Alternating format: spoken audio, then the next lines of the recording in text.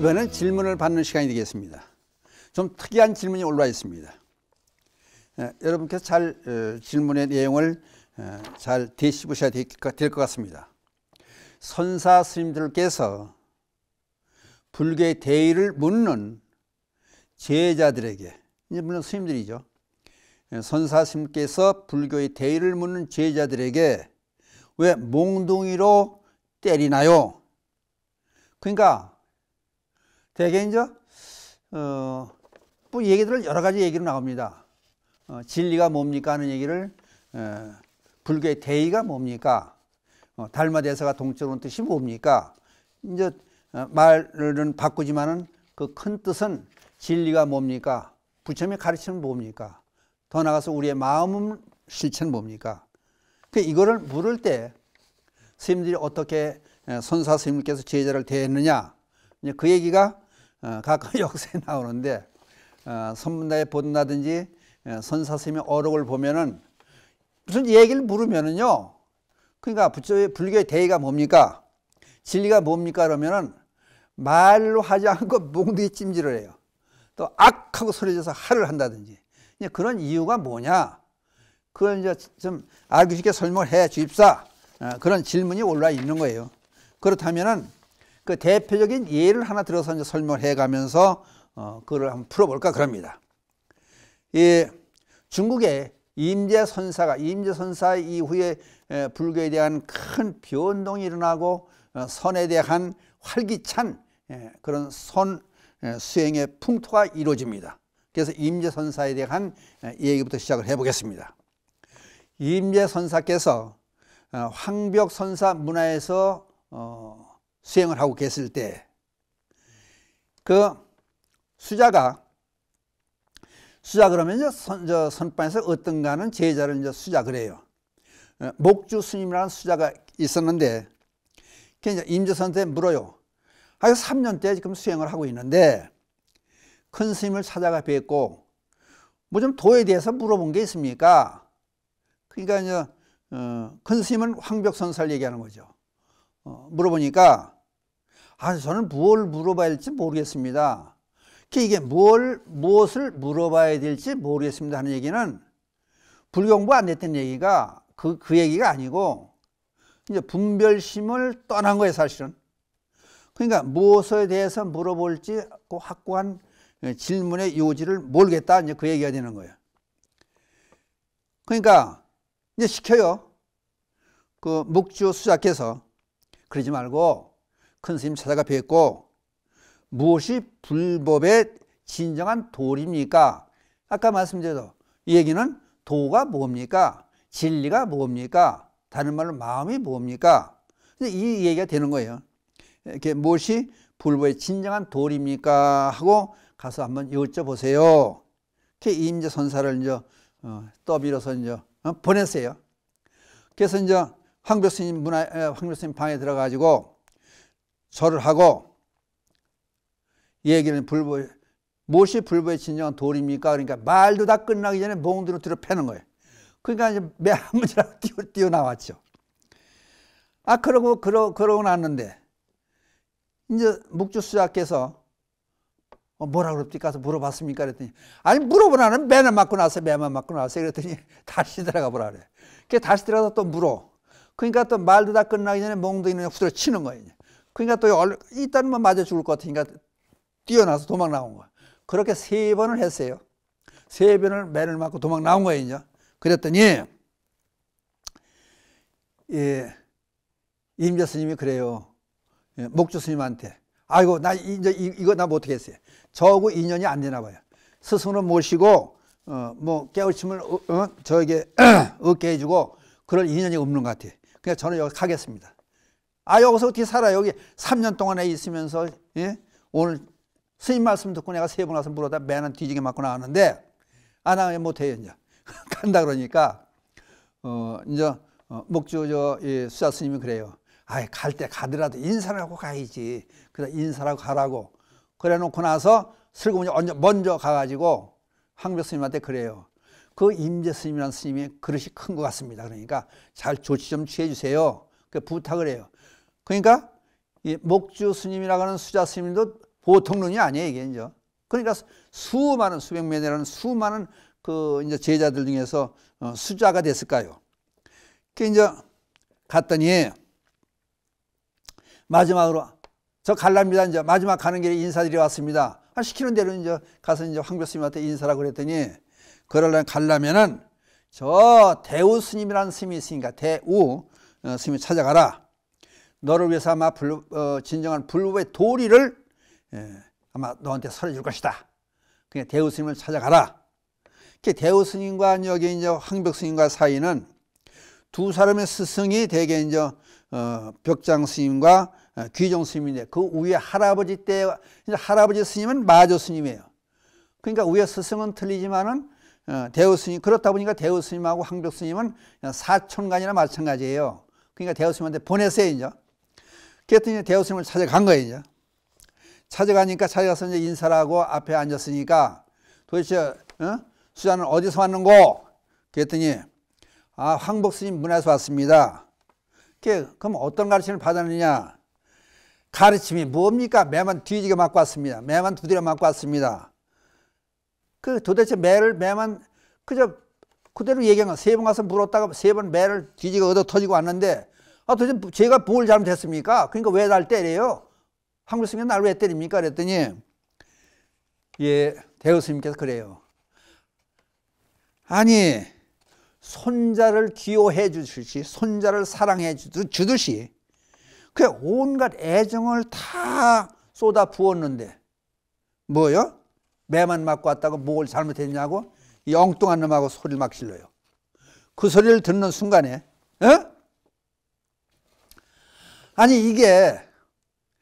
몽디로 두드려 팽개 나한테 손자를 생각하는 사랑스러운 마음으로 친절하게 가르침을 줬다는 게 매를 때렸다는 얘기를 듣는 순간에 뭐 깨닫는 게 있는 거예요. 그러니까 우리가 한번 좀 생각해 볼게. 예를 들어서 불보의 도에 대한 거, 마음에 대한 거를 말로 할 수 있느냐 없느냐 그런 거예요. 그냥 말로 하려고 그러면 이미 하늘과 땅 사이만큼 벌어졌다는 거 아니에요. 그럼 쉽게 여러분께 설명을 드릴게요. 여러분 점심에 된장찌개를 잡수셨으면 된장찌개의 맛을 한번 얘기를 해봐요. 이거는 하다못해 몇 날 며칠 얘기해도 된장찌개의 맛을 제대로 얘기할 수가 없는 거예요. 말로 표현할 수 없는 거예요, 맛을. 된장찌개를 안 먹어본 사람한테 된장찌개의 맛을 어떻게 얘기를 합니까? 그러니까 예를 들어서 미국에서 아프리카에 아이스크림을 팔아먹으려고 갔다는 거 아닙니까? 그 아이스크림을 설명을 해야 팔아먹을 거 아니에요. 너희 나라에 이제 아이스크림을 갖다 놓고 팔아먹을 건데 아이스크림 맛에 대한 설명하다가 생전 아이스크림을 먹어보지 않은 사람한테 어떻게 아이스크림 맛에 대한 얘기를 합니까? 얘기를 못 하는 거지. 그 얘기하다 못하고 그냥 포기했다는 거 아니에요. 그냥 마찬가지로 금강경에서 금강 반야바라 밀경 금강경에서 부처님께서 말씀하시잖아요. 아니 45년 동안 설법을 하시면서 금강경을 설하시면서 나는 아무 말 안 했다. 아니 기껏 말씀해놓고 아무 말 안 했다 그러잖아요. 그 얘기는 불법의 진리 거기다 말로 할 수가 없다는 거예요. 조금 아까 말씀드렸듯이 된장찌개에 대한 맛, 아이스크림에 대한 맛을 말로 표현할 수 없는 것과 똑같이 진리에 대해서 어떻게 말로 표현하느냐 그지? 마음에 대해서 어떻게 말로 표현하느냐.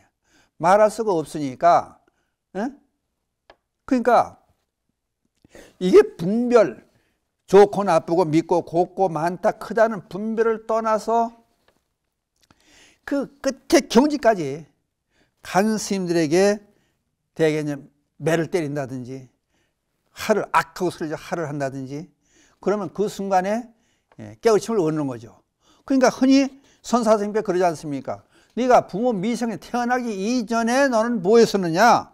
그거를 일러라. 그게 일리지를 못하잖아요. 그것도 간혹가다 그런 얘기를 해요. 네가 예를 들어서 글로 배우고 남에게 들어서 배우지 않은 진정한 소리가 뭔지 그 얘기를 해봐라. 그러면 그래서 배우지 않고 들어서 알고 눈으로 보고 귀로 듣고 그 이외에 얘기를 해봐라. 진정한 소리가 뭔지 얘기를 해봐라. 그 소리를 할 수가 없잖아요. 응? 그러니까 향엄 스님은 분별심을 버리고 이게 의문에 꽉 차 있는 그 순간에 쓰레기를 버리다가 돌멩이가 대나무에 딱 부딪히는 순간에 깨우침을 얻었다고 그러잖아요. 그러니까 돌멩이가 대나무에 부딪히는 딱 소리는 이건 누가 가르쳐준 소리도 아니고 의도된 소리도 아니야 이거는. 그게 그 소리를 듣는 순간에 깨달음을 얻었다. 그런 거 아니에요. 다른 하나 예를 들어보면 또 이런 얘기 나와요. 아니 선사 스님 밑에 가서 가르침을 받으려고 했더니 안 가르쳐 주는 거예요. 맨날 따무만 하고 빨래하고 밥하고 청소하고 일만 3년 동안 열심히 했는데도 아니 불법의 대에 대한 것은 진리에 대한 것은 가르쳐 주지 않으니까 스님한테 따지러 들어가려고 보니까 스님방에 큰 스님방에 문을 요만큼 열어놓고 앉아 계신 거예요. 그 문 사이를 이렇게 보니까 스님이 맨날 무슨 책을 하나 보고 계신 거예요. 그러니까 이제 스님한테 여쭤보려고 가다 보면은 문을 요만큼 열어놓고 앉아 계신데 보니까 책을 보고 앉는 거예요. 그 다음에 갈 때도 보니까 책을 보고 앉는 거예요. 몇 번을 그걸 반복해서 그런 모습을 봐요. 그러더니 이제 무슨 생각을 했냐면은 스님이 공부하는 책이구나 저게. 그럼 내가 뭐 구차하게 물어볼 거 없이 저 책만 내가 내 손에 들어오면은 저 책만 내가 훔쳐오면은 아니 구차하게 물어볼 거 없이 내가 그냥 깨달으면 얻을 거 아니냐. 그 생각하고 하루는 이제 책을 훔치러 가기 전에 도망갈 궁리를 타고 이제 정리를 해놓고 스님방에 싹 보니까 스님이 안 계신 거예요. 몰래 신발 신고 뛰어 들어가가지고 스님이 앉아 계신 경상 서랍을 여니까 그 책이 있는 거야. 책을 두고 품에 놓고 그냥 무조건 도망 나온 거야 이제. 나는 됐다 이제. 가르쳐 달라고 여쭙고 물어보고 뭐 그럴 것도 없이 이 책만 보면 나는 끝나는 거 아니다. 막 뛰어내려와요. 붙잡으면 큰일 나니까. 아니 스님 책을 훔쳐가지고 왔으니까 한참을 뛰어서 산 밑에 와서 이제 한숨을 돌리고 품 안에 있는 책을 꺼낸 거 아니요. 하여튼 무슨 얘기가 있나, 어떤 경전이 여기에 있나, 여기에 무슨 얘기가 써 있나, 그걸 보려고 책을 탁 열어니까 아니 글자가 아무것도 없이 백지로 되어 있는 엮어놓은 책 아니에요. 근데 그걸 보는 순간에 깨달음을 얻었다는 거 아니에요. 그러니까 글로 깨달음을 주는 게 아니고 말로 깨달음을 주는 게 아니고 이는 뭔가 계기가 되어야 된다는 거 아니에요. 그 스님이 그 백지만 되어 있는 백지만 되어 있는 책을 보고 깨달음을 얻어가지고 산 쪽에 큰 스님 계신 쪽을 향해서 삼배를 올리고 갔다는 거 아니에요. 그걸 보고 깨달았다는 거 아니에요. 그러니까 문제는 우리가 말이라고 하는 것이 그냥 말을 해야서 의사소통을 되고 가르침을 줄 수도 있겠지만은 말에 한계가 있다. 그렇다 보니까 스님들이 소리를 지른다든지 어떤 큰 스님께서는 법문하려고 법상에 딱 앉았는데 까마귀가 깍깍하고 지나가는 소리가 들리더라는 거예요. 그러니까 내 법문은 저 까마귀가 했구나 깍깍하는 소리를 듣고 그리고 도로 내려왔다는 얘기 아니에요. 그리고 어떤 스님께서는 선사 스님께서는 법문하러 법상에 올라가지고 주장자 3번을 딱딱 치고 이 도리를 알겠느냐 그러고 그냥 내려왔다는 거 아니에요. 법문 다 했다르고. 그러면 예를 들어서 이것도 굉장한 법문이 되는 거야. 주장자가 딱딱 3번을 쳤다. 그럼 어디서 소리가 났느냐? 바닥에서 소리가 난 거냐? 주장자에서 소리가 난 거냐? 그럼 공기가 일어나는 게 있으니까 그럼 이걸 소리를 낸 사람이 있고 듣는 사람이 인연법에서 있고 공기가 없으면 소리가 전달도 안 돼 있고 그러니까 딴척을 비웠으면 소리가 들릴 리도 없고 그 소리를 들었다 나는 그럼 소리 듣는 인연에 관계된 모든 게 인과응보고 모든 세상의 진리가 여기에 전부 배어 있다는 거 숨어 있다는 거 아니에요. 그만큼 진리에 대한 말은 말로 할 수가 없으니까 이나 선사스님께서 몽둥이로 때리고 또는 소리를 지르고 할을 하고 할이라 그래요. 악하고 소리 지르고 아까 이게 향엄 스님은 돌멩이 쓰레기 치다 돌멩이가 대나무에 부딪히는 소리 듣고 깨달음을 얻고 어떤 스님은 백지를 보고 깨달음을 얻었고 이런 모든 얘기들이 분별이 전부 끊어진 상태에서는 이것저것 따지지 않는 그런 상태가 됐을 때 마지막 상태가 됐을 때 거기서 하나의 계기가 인연이 맞아떨어지면은 어떻게 돼? 깨달음을 얻을 수 있다는 거지. 그래서 이제 대우 스님께 이제 임조 스님이 얘기 들은 거예요. 이제 그렇게 친절하게 해줬는데 그 도리를 몰랐느냐? 그러니까 몽둥이로 뒤로 팬 게 그 손자를 생각하는 사랑하는 마음으로 그렇게 친절하게 가르쳐 줬는데 그 도리를 모르냐 그랬더니 거기서 확 깨달음을 얻었다는 거 아니에요. 그냥 말로 할 수 없는 거니까. 어? 그 순간에 깨달음을 얻었다는 거 아니에요. 그리고 뭐라는지 알아요? 아니 그리고 앉아가지고 또 거기서 그래요. 대우스님한테 아니 황벽스님의 불법이 별게 아니군요. 그랬더니 황벽스님 저 대우스님 그래. 이 오줌싸개 같은 더러운 놈아. 아니 방금 전에 어떤 잘못이 있느냐 내가 울상을 짓고 왜 내가 매를 맞았느냐고 뭘 잘못했냐고 그렇게 묻던 놈이 이제 황벽스님의 불법이 별거 아니란 얘기가 그게 도대체 무슨 얘기냐고 그냥. 예? 이 못된 놈아 손을 막혀 너는 무엇을 깨달았길래 예? 그런 말을 감히 내 앞에 하느냐 했더니 임재스님이 그렇게 얘기하는 대우스님 옆구리를 줘박아요. 옆구리 3번을 꽉 줘 때리는 거야. 어? 그러니까 이것 또한 뭐를 깨달았습니다 하는 얘기를 말로 할 수 없잖아요. 그러니까 행동으로 보여준 거예요. 3번 옆구리를 콱콱 찔러요. 대우스님 옆구리를. 그랬더니 이 대우스님께 그런 얘기를 해요. 너를 지금의 도리까지 깨닫게 해준 것은 황벽스님이었으니까 너희 스님은 황벽스님이니까 황벽스님에게 돌아가라. 이렇게 보내요. 아까 말씀드렸지만은 황벽스님과 대우스님은 이제 사촌간이나 마찬가지예요. 일반 사가에서의 촌수를 따지면은 둘 다 은사 스님의 할아버지, 그러니까 할아버지 스님이 같은 스님의 제자들이니까 사촌간이나 마찬가지. 그래서 황벽스님한테 돌아온 거 아니에요, 이제? 그러면 갈 때 임재스님하고 대우스님께서 대우스님 앞에 있다가 돌아온 임재스님은 전혀 틀린 스님, 깨달음을 얻었으니까. 그랬더니 이제 물어봐요. 가서 다녀왔습니다 하고 이제 인사를 했을 거 아니에요? 그랬더니 황벽스님께 그래요.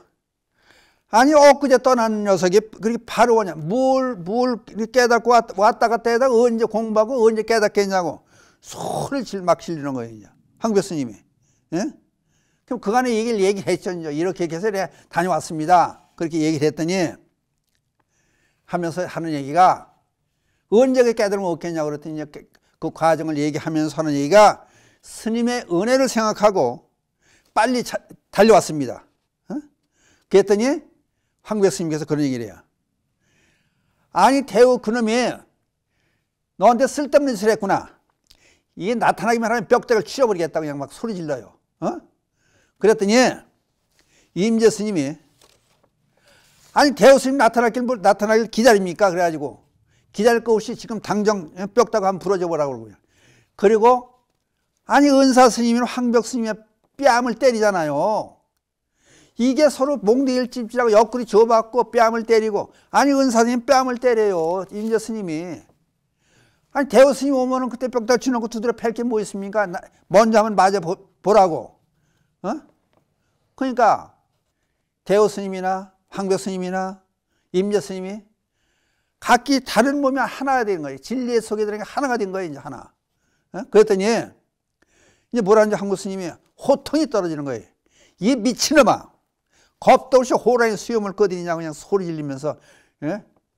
그랬더니 임재스님이 악하고 그냥 화를 또 해요. 그냥 몽둥이가 찜질이 나오고 활이 나오고. 요때부터 대대적으로 유행이 되는 거지. 황벽스님하고 임재스님 사이에서. 그러고 나니까 이 미친놈을 선반 끌고 가라 그래.